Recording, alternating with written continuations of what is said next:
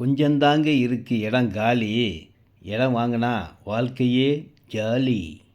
இந்த இடம் ரெடில்ஸ்லேருந்து 7வது கிலோமீட்டரில் ஸ்பீடாக சேல்ஸ் ஆன ஒரு நல்ல இடங்க. மெயின் ரோடு, பஸ் ரோடு மேலே இருக்கும்.